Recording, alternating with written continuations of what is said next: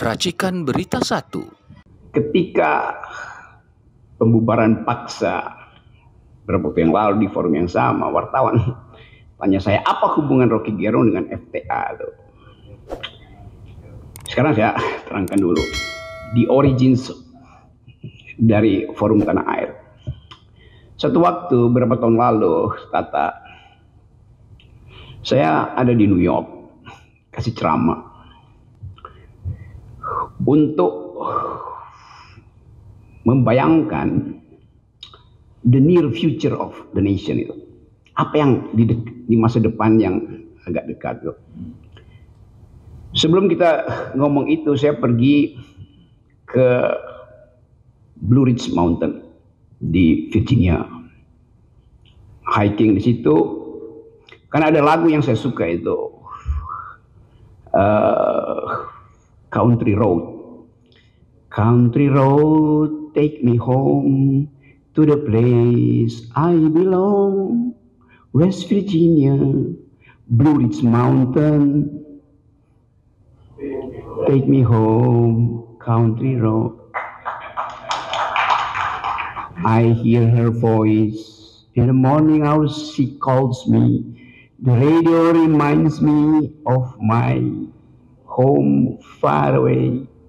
And driving down the road, I got the feeling that I should have been home yesterday. Jadi lagu itu karena saya suka dari awal SMA, universitas, sebagai lagu pendaki gunung, saya pastikan mau datangi tempat itu. Akhirnya saya bertemu. West Virginia ada Blue Ridge Mountain dan ada Shenandoah River. Sungai yang kemudian mungkin dia mengalir dari Virginia tembus nyatu dengan sungai yang ke New York itu. Jadi di situ saya mempelajari asal usul perbudakan di Amerika itu.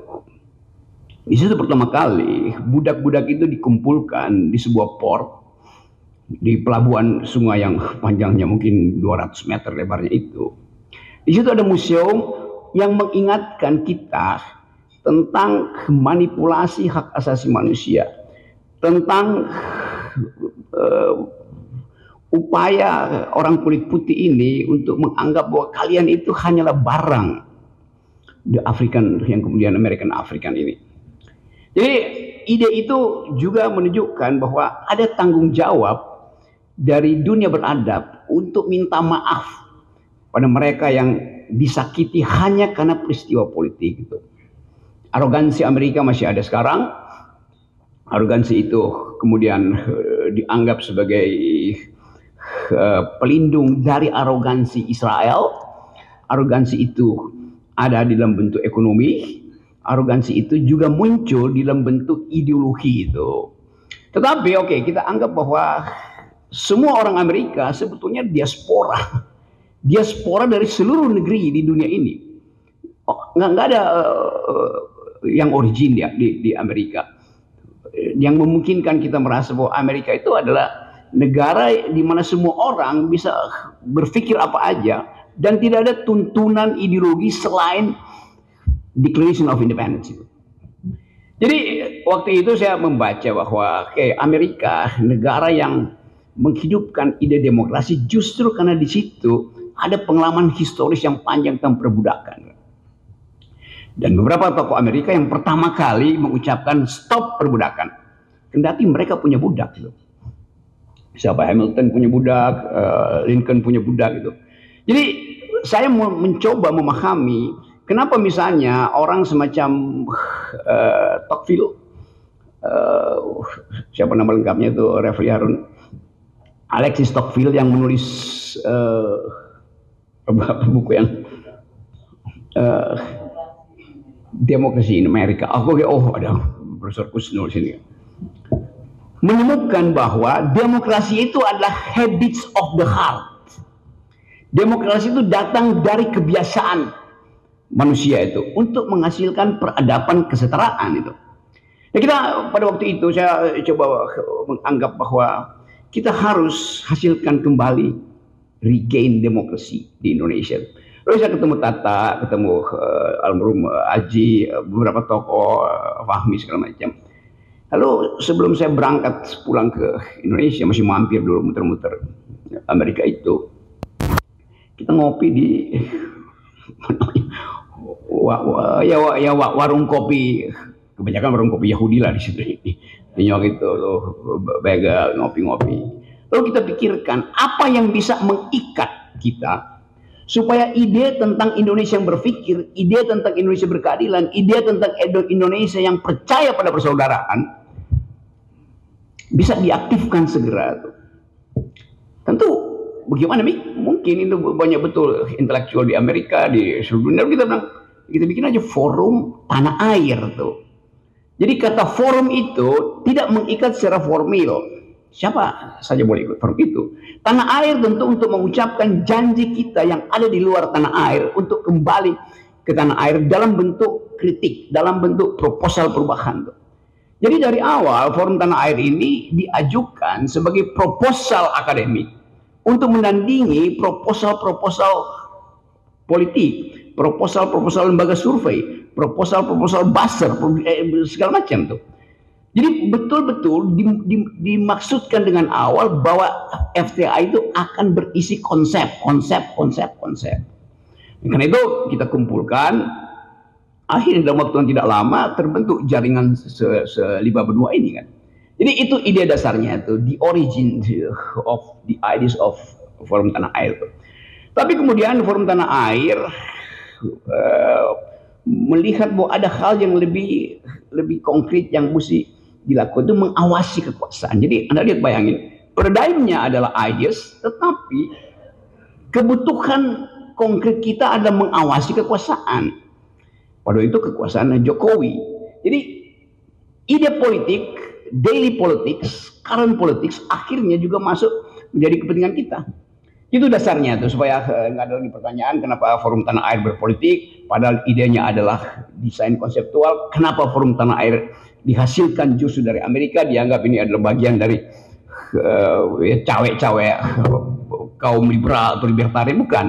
Jadi sebetulnya sejarah ini menunjukkan ada kepentingan dari teman-teman di luar negeri yang tidak mampu mengakses secara real time apa yang terjadi di Indonesia dalam bentuk gosip segala macam. Tapi kemudian karena dibuatkan forum, maka webnya jadi itu. Jadi kita anggap bahwa ini adalah nexus of thought, itu jaringan pikiran yang memungkinkan kita share ideas. Itu dasarnya. Nah, kalau dia berkembang akhirnya sampai dibubarkan, itu pertanda bahwa ide yang hendak kita seludupkan ke Indonesia, ide yang hendak kita investasikan ke Indonesia itu tidak disukai oleh kekuasaan. Kan harusnya kekuasaan berterima kasih karena ada audit eksternal di dalam politik, yaitu dari luar. Mereka cuma ingin audit internal. Mereka yang belajar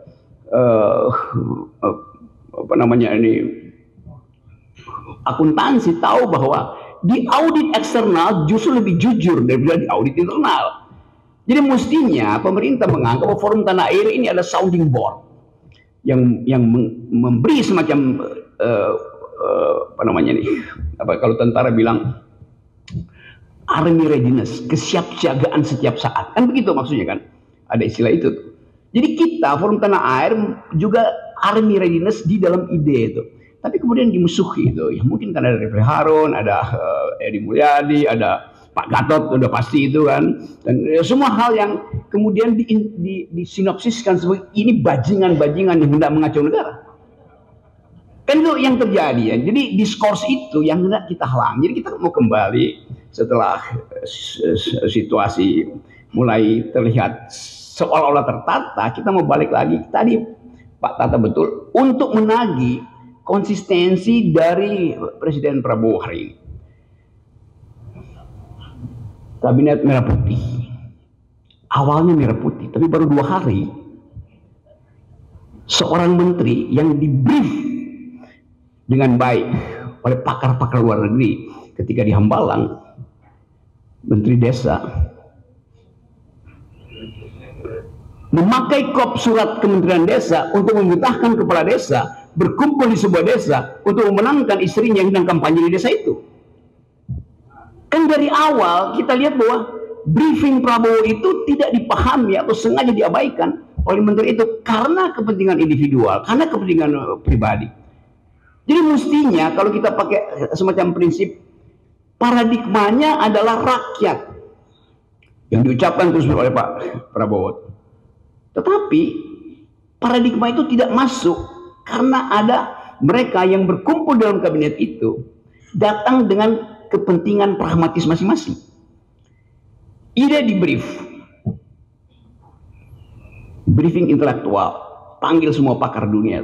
Salah satu pakar yang ngomong itu adalah perempuan tentang korupsi. Tetapi sang menteri bilang, ya ini cuman kertas ini kan tidak ada anggaran negara itu. Jadi dia nggak paham bahwa kertas itu yang harganya 200 perak. Ada tanda tangan menteri, efek katastrofi terhadap politik itu tinggi sekali.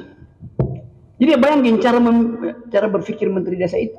Kan mestinya dia ngerti bahwa dia nggak boleh sedikit pun memanfaatkan itu. Tapi dia kan nggak ada uang negara di luar. Tanda tangan dia itu adalah uang negara. Jadi bagaimana kita mau tagih pada akhirnya yang sebetulnya di awal mestinya udah ditendang dia dari kabinet kan. Jadi konsistensi itu yang tidak ada tuh. Nah itu kita mulai melihat bahwa kabinet ini dari merah putih mulai jadi merah pucat. Itu dasarnya. Nah saya balik pada soal kita. Kita mulai melihat bahwa kalau kita perhatikan dalam ya 1 minggu ini spot shot yang diberikan pada Prabowo itu sangat lebar besar. Artinya ada harapan dari rakyat. Bahkan Prabowo terbawa di dalam semacam megalomania bahwa dia akan berpihak pada rakyat. Dan mungkin juga Pak Prabowo merasa bahwa dia harus jadi sosialis pertama di Asia itu. Karena itu gabung dengan BRICS. Dia jadi sosialis pertama di Asia. Karena itu makan siang harus ada di situ. Tapi tiba-tiba kepentingan rakyat itu dibatalkan oleh ide beliau lagi yang saya dengar di Twitter lewat Raja Antoni bahwa IKN itu akan diteruskan. Ya orang yang belajar ekonomi tahu bahwa nggak di mana argumen kelayakan dari segi anggaran. Ambisi itu pasti dibatalkan oleh APBN. Nah, kita mulai berpikir bahwa yang tadi disinyalir oleh Pak Tata itu mulai ada blocking di dalam kabinet ini yang diarahkan secara sangat sublim oleh presiden sebelumnya. Kan mulai terbaca di situ bahwa ini kabinet yang sebetulnya diasuh secara remote control oleh Presiden Jokowi. Orang bertanya kan dia udah lengser. Oh iya, tapi aparatnya masih ada di situ tuh. Dan kemampuan Jokowi untuk menagih tukar tambah masih ada di situ tuh. Walaupun kita tahu ya ini sebentar aja selesai sebetulnya. Dan mungkin dalam 2 minggu ke depan pasti ada 2-3 menteri yang langsung di-reshuffle. Hitungan saya begitu, nggak usah 100 hari, 2 minggu ke depan. Tapi itulah political issues. Kita mau bicara tentang ide. Sekarang saya masuk pada apa sebetulnya yang harus dipegang sebagai mandat dari FTA. Kita mulai membaca ada konsep yang belum diutuhkan oleh pemerintah ini. Kalau kita bertanya, 2045 itu Indonesia Emas isinya apa? Di dalam politik luar negeri, apa artinya Indonesia Emas? Di dalam soal keadilan sosial, apa artinya Indonesia Emas? Pilihan ekonominya seperti apa tuh? Kita nggak dapat ide itu tuh.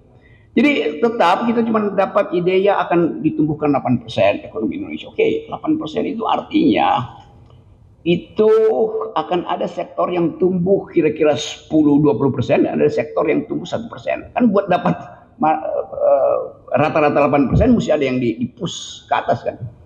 Jadi disparitas pasti akan terjadi itu. Ekonomi akan jadi panas. 8% kan itu, coba tanya Bapak Antoni. 8% artinya saya beli bajai dan lalu saya suruh ngebut di jalan tol 120 km per jam. Rontok mesinnya tuh. Benar Pak Antoni konsepnya. Belum lagi kita mau tagih konsep 8% itu, grossnya 8%, berapa persen ecological footprint yang disumbangkan oleh pabrik-pabrik yang akan mengoperasikan 8%. Berapa banyak deforestasi yang disebabkan oleh ambisi 8%? Berapa banyak tanah-tanah di pantai utara yang juga akan dikendalikan oleh oligarki itu yang diperjuangkan terus oleh Pak Said Didu. Jadi FTA akan menguji itu bukan karena kita cemburu atau dendam, tapi kita mau lihat kemasukakalan dari konsep 8%. Itu akan kita studi terus tuh. Kita mau lihat kemasukakalan dari proposal untuk menghidupkan kembali IKN. Apa dasarnya tuh? Yang paling penting kita tahu bahwa soal Indonesia ini yang diucapkan terus oleh Pak Prabowo adalah soal pangan. Apakah pangan ini betul-betul didesain dalam upaya untuk mengatasi krisis pangan?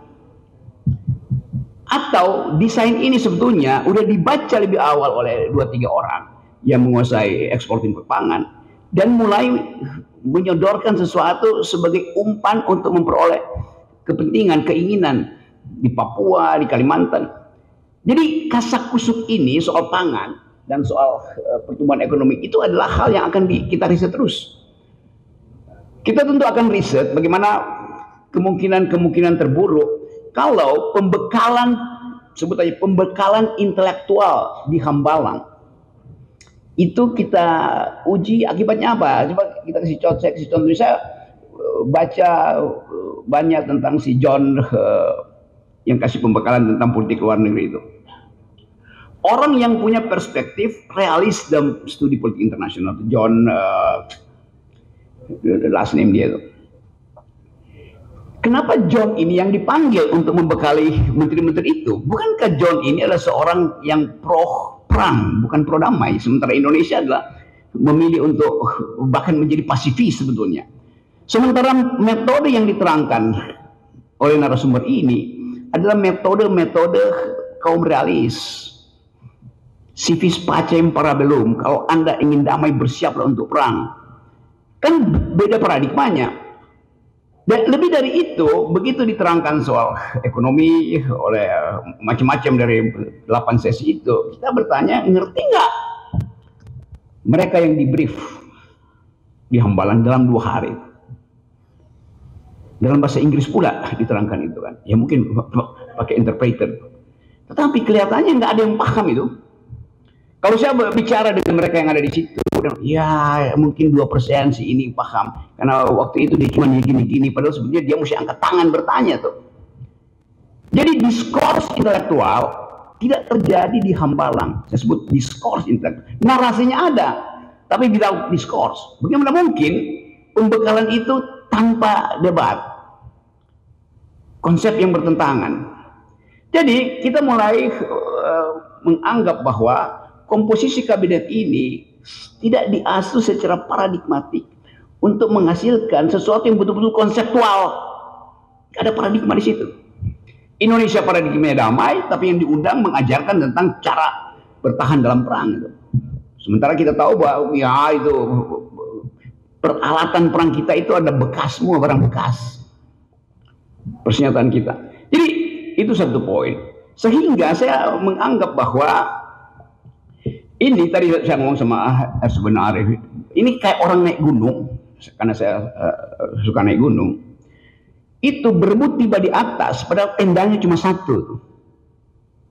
Hancur, kedinginan, segala macam. Ini kabinet yang berupaya untuk cepat-cepat tiba di puncak gunung dengan mengandalkan orang yang di depan itu bawa tenda 10, padahal tendanya cuma satu. Bagaimana mungkin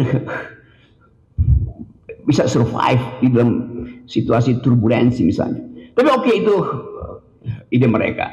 Kita kasih semacam dugaan awal bahwa akan ada krisis pertama, yaitu dari dalam bentuk organisasi sendiri. Sementara ini terlihat bahwa ada kepatuhan pada Presiden Prabowo dibawa ke Magelang. Itu simbol untuk menghasilkan disciplinary society. Masyarakat yang didisiplinkan oleh apa? Oleh latihan. Politik tidak mungkin didisiplinkan dengan latihan. Ya, mensana in corpore sano, dalam tubuh yang sehat ada jiwa yang sehat. Iya, itu kalau Anda olahragawan. Tapi ini politisi semua. Yang sudah di brief dari awal oleh ketua partainya tuh. siap-siap nyolong di badan anggaran, siap-siap masuk ke komisi dan pastikan bahwa kita bisa ngintip kerjaan dari situ. Kan itu dasarnya tuh. Bagus bahwa ada stepping. Prabowo mulai dengan briefing intelektual di Hambalang, briefing mental dan fisik di Magelang. Lalu orang tiba pada pertanyaan, kalau sudah di brief dengan baik, kenapa masih ada 1, 2, 3 menteri bahkan mulai menunjukkan vested interest sendiri? Jadi sekali lagi, poin-poin ini hendak kita dalilkan bahwa kita tahu apa yang terjadi. Tapi apa sekarang pertanyaan kita? Batas kemampuan FTA, intervensi, nggak mungkin. Kita cuma punya, kita bukan kelompok penekan, kita bukan buzzer tuh. Kita hanya mungkin bisa mengendalikan kalau kita bagian dari sistem itu. Kita di luar sistem itu. Bagaimana mengendalikan sesuatu yang kita ada di luar sistem itu? Kita hanya mulai bisa menjejaki apa yang akan terjadi sambil melihat suasana dalam perjalanan menuju target-target dari kabinet ini kan. Perumpamaan di dalam sekarang anak-anak muda baca kembali wisdom lama, terutama stoicism itu. Saya lihat buku-buku anak muda tentang cara bertahan dalam kehidupan, cara menikmati hidup supaya tidak masuk dalam frustrasi. Orang baca lagi sekarang Epictetus, Epicurus. Mereka yang hidup 300-400 tahun sebelum Masehi mengajarkan banyak hal tentang cara bertahan. Satu waktu saya pergi ke Vietnam, masuk dalam di perbatasan Kampuchea Vietnam itu, lalu bertemu di Museum Ho Chi Minh di Vietnam, apa namanya, Hanoi. Di museum itu, di samping museum Ho Chi Minh ada museum kecil di situ tentang sejarah pemikiran Ho Chi Minh di dalam era pertarungan ideologi dunia. Bayangkan, saya dapat di situ foto seseorang Indonesia namanya Tan Malaka lagi berdebat dengan pemimpin Partai Komunis Italia Antonio Gramsci tentang prinsip-prinsip sosialisme itu tahun 30-an. Anda bayangkan Tan Malaka yang sekarang mulai dibaca ulang, orang yang pertama mengidekan tentang republik, tetapi di dalam fasilitas keadilan sosial, bukan republik dalam pengertian ekspansionis itu. Kita punya banyak ide semacam itu untuk mengatakan bahwa Forum Tanah Air adalah keinginan untuk bring republic into the sphere of the public itu. Kita menyebut nama republik, tetapi tidak ada common good yang kita lihat dari kabinet. Apa isi dari common good itu? Isi dari republik adalah kebersamaan, keadilan sosial, kesetaraan manusia. Mulai terlihat bahwa arogansi individual itu menganggap bahwa saya adalah menteri, itu artinya seluruh kapasitas negeri ini tergantung pada saya. Tetapi sistem kita juga mengindikasikan bahwa menteri-menteri ini kan pembantu presiden. Hanya pembantu presiden. Tetapi tadi saya pakai bagaimana ide republik dari Tan Malaka. Kalau kita baca perdebatan intelektual ketika memilih republik, memilih ada sistem presidensial, orang semacam Muhammad Hatta bilang bahwa menteri itu adalah pemikir. Menteri itu bukan pegawai presiden. Menteri itu punya ide. Karena itu menteri harus di bail out dengan semua ide itu. Jadi sebetulnya dari awal menteri itu otonom untuk menghasilkan pikiran. Tetapi dalam perjalanan menteri itu akhirnya hanya jadi petugas presiden. Kalau kita balik lagi pada ide itu, menteri itu kita tagih pikiran dia di bidang yang dimintakan oleh konstitusi untuk dia pelajari. Menteri perdagangan itu bukan orang yang doyan impor doang. Dia mesti ada ide tentang Indonesia mau ditempatkan di dalam pertengkaran ideologi ekonomi dunia. dengan fasilitas seorang libertarian, seorang komunitarian, atau seorang sosialis, kita mau dengar ide itu kan. Jadi ini kesempatan bagi FTA untuk membongkar juga dokumen-dokumen awal negeri ini, supaya kita tahu republik ini mau diarahkan kemana. Kalau saya datang ke Papua, satu waktu saya kasih kuliah di Papua, ada satu orang tanya, Pak Rocky, menurut Pak Rocky, kami menerima Pancasila, kata orang Papua. Tapi menurut Pak Rocky lebih penting mana, sila kedua atau sila ketiga? Bayangkan coba. Dia bisa pikirkan itu tuh. Dengan cepat saya bilang, pasti kalian ingin sila kedua tuh. Kemanusiaan yang adil dan beradab harus mendahului persatuan Indonesia. Tepuk tangan semua tuh. Kalau udah intel di situ, saya pasti ditangkap. Karena dianggap mempromosikan kemerdekaan Papua tuh. Karena mestinya persatuan lebih dahulu. Tetapi secara ideologis, Bung Hatta juga akan setuju bahwa tidak mungkin ada persatuan kalau ada disparitas ekonomi. Ada rasa tidak damai pada publik tuh. Jadi kita mau bongkar itu. Jadi saya ingin supaya Forum Tanah Air jadi tempat untuk membicarakan ulang the idea of republic di dalam sejarah perjuangan kita. Itu yang hilang. Itu yang menyebabkan anak-anak sekarang itu, anak-anak muda itu menganggap ya republik iya. Ada seorang pelajar di Turki, satu waktu saya kasih kuliah di Turki, dia angkat tangan, dia tanya, kita republik, benar, respublika ada, tapi yang diurus oleh kepentingan privat. Jadi bayangkan anak muda ini mulai memikirkan, loh katanya republik. Terus dia bilang, saya nggak mau pulang selama republik itu tidak mengurus respublika. Kenapa kamu nggak mau pulang? Dia bilang, saya baru lulus PhD, dapat beasiswa dari negara, saya malu kalau saya nggak pulang. Artinya saya nyolong. Tapi saya tanya, kenapa kamu nggak pulang?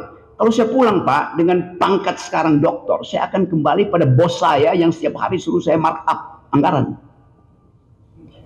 Is it a kind of republics? Jadi anak-anak muda ini juga mulai cemas melihat bahwa mereka tahu, akhirnya mereka mulai membaca sejarah pembentukan republik. Jadi Forum Tanah Air di dalam keadaan diasporik akan mengupayakan ada jaringan diaspora yang tidak mengembalikan pikiran di dalam pertengkaran politik. Pikiran di dalam pertengkaran politik. Sama seperti ketika negara ini dibangun. Ada pertengkaran politik di konstituante. 3 bulan terus-menerus berpikir tentang ide. Sekarang ada kesempatan buat dunia diancam oleh Perang Dunia Ketiga. Ekonomi mulai mengalami ya ketidakmampuan untuk mengambil sikap misalnya. Bahwa kita mau pro growth di dunia itu atau pro human solidarity. Kita tahu bahwa dunia ini sekarang isunya kan biasa lah, isu cuma global security adalah isu bersama kita. Environmental ethics adalah isu bersama kita, karena kita nggak bicara lagi NKRI harga mati. Ini planet harga mati itu yang jadi isu dunia. Yang ketiga human solidarity. Jadi kalau FTA mulai untuk menuntun negeri ini dengan 3 isu itu, global security, banyak pakar di sini, environmental ethics, berlimpah pikiran tentang krisis lingkungan, dan human solidarity, 3 ide ini akan comply dengan ide-ide dunia. Jadi seterusnya nanti mewakili FTA, saya ingin teman-teman bantu kita untuk secara intensif membicarakan 3 isu ini. 1, global security, karena kita akan terlibat mau tidak mau di dalam pertandingan global. Environmental ethics, karena tutupan hijau kita itu berkurang. Walaupun gengnya Jokowi bantah tuh, Rocky Gerung itu bohong tuh. Tutupan hijau kita justru bertambah kok, nggak ada deforestasi. Dia tanya dari drone, hijaunya tambah. Saya bilang iya. You zoom in di situ, you tahu itu hijau lapangan golf, hijau sawah yang akan dicetak di Papua, hijau sawit yang semuanya monokultur. Bukan itu yang disebut green di dalam sustainable ideas of green economy, circular economy. Jadi sekali lagi, tadi saya bilang apa ya? Jadi FTA punya 3 kurikulum. 1, kita akan pantau global security, termasuk posisi Indonesia di dalam persaingan global security ini. Yang kedua, environmental ethics, ini penting sekali dasarnya. Saya masih ada waktu nggak? Saya mau terangkan agak panjang supaya sekaligus kita dapat. Soal environmental ethics. Satu waktu saya ngopi di Nah lagi ya, di Budapest, Hungaria, anak muda datang, nawarin kopi. Saya bilang, kita Indonesia punya kopi. Apa kopinya? Gayo.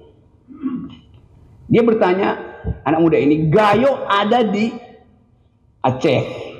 Dia Google, lalu dia tanya, kopi yang Anda unggulkan itu ditanam di bukit nomor berapa? Panik saya. Dia tahu bukit-bukit itu. Karena udah dipetakan, bukit 1, 2, 3, 4. Dia bisa tunjukkan, iya ini kopi yang enak. Tetapi kira-kira 6 bulan lalu, bukit itu masih hutan. Kenapa sekarang jadi kebun kopi? Jadi itu yang mau saya terangkan, bahwa tidak mungkin kita lolos dari mungkin mata dari Elon Musk yang pasang Starlink di atas kita. Itu yang saya ingin supaya kita mengerti bahwa semua hal yang kita bicarakan juga connected dengan ide-ide dunia. Saya ngomong tentang hilirisasi. Anak muda Eropa angkat tangan. Memang ada hilirisasi. Energi di hilir itu bagus. Tapi problemnya bukan apa yang ada di hilir, tapi yang ada di hulu. Apa yang ada di hulu? Kotor secara politik, bersih secara hilir, kotor secara politik. Dan itu juga yang diiyakan oleh Hasyim Johari Kusumo kemarin. Bahwa 10 orang Indonesia itu menguasai industri hulu itu tanpa ada persaingan di dalam lelang yang masuk akal. Jadi ada monopoli di hulu. Itu bagi orang Eropa, itu anak-anak muda Eropa terutama, itu hanya kotor secara politik karena cuma ada 4-5 pemain nikel. Jadi kita mesti lihat cara berpikir baru itu, bahwa orang nggak persoalkan energinya bersih, tetapi diperoleh dengan cara bersih apa tidak. Jadi FTA, karena ini adalah diaspora, ada di mana-mana, di 5 benua. Juga kita akan kumpulkan narasi-narasi kecil. Supaya kita mengerti bahwa suatu waktu anak muda Eropa ini, dia akan ban kita. Karena menganggap kalian do not speak environmental ethics. Produk-produk kita akan di ban di sana. Tentu mereka pasti akan minta partai buruh atau partai hijau di situ untuk jangan bantu Indonesia tuh. Kampanye anak-anak muda ini melampaui kemampuan partai politik seluruh dunia. Di kita juga mulai begitu. Kampanye sosial media anak-anak ini, itu yang mesti kita perhatikan. Mampu untuk merubah konstelasi politik. Viral semua. Jadi suara anak muda ini juga akan jadi perhatian FTA. Bahwa mereka lah yang memang berhak untuk menghasilkan masa depan. Dan bagi kita yang ada di sini sekarang, kita ingin ingatkan bahwa yang kita sebut sebagai kabinet hari ini sebetulnya itu hanya semacam kompilasi dari bermacam nada tanpa partitur tunggal di situ. Jadi kemampuan itu yang saya kira kita bisa bicarakan hari ini. Tentu kita akan masih bahas hal-hal yang lebih teknis, tapi saya ingin FTA itu mengucapkan the politics of hope.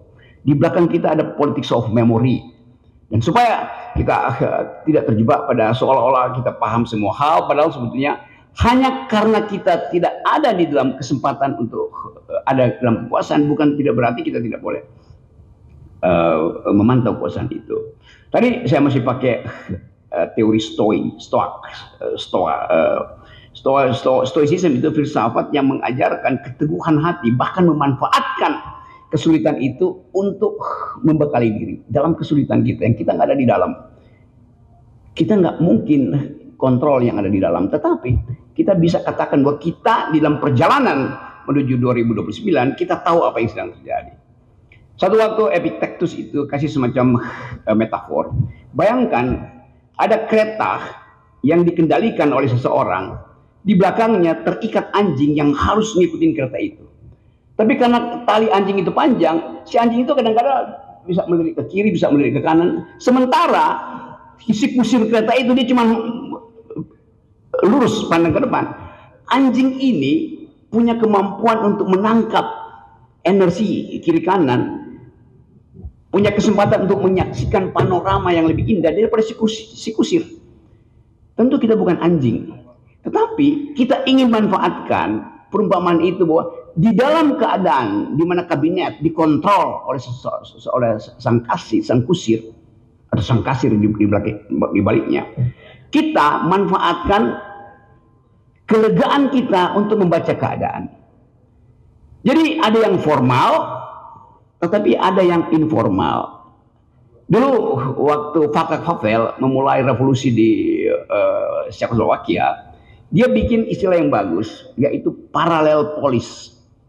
Artinya ada polis, ada politik yang formal, tapi ada politik yang membayang-bayangi politik formal ini. Paralel polis itu, kita masyarakat sipil, FTA, jurnalis, Multatuli Project, Bocor Alus Project, Refli Harun talk setiap hari. Itu yang kita sebut sebagai paralel polis itu. Kalau FNN sudah dengan sendirinya lakukan paralel polis setiap hari. Jadi saya ingin FTA ini jadi paralel polis. Sesuatu yang membayang-bayangi potensi frustrasi dari sistem yang formal tadi. Saya tetap menduga bahwa akan ada keretakan di dalam kabinet. Saya tetap menduga bahwa dengan cara apapun, ide untuk menghasilkan gambaran besar yang dibayangkan oleh Pak Prabowo tidak bisa diserap oleh otak-otak kecil yang ada di dalam kabinet. Itu intinya tuh. Dan desain-desain awal ini mulai menunjukkan bahwa mulai ada keretakan. Jadi sebelum kita masuk pada halusinasi kabinet, kita pastikan bahwa kita ingin menghasilkan kembali Indonesia yang berpikir. Assalamualaikum warahmatullahi wabarakatuh.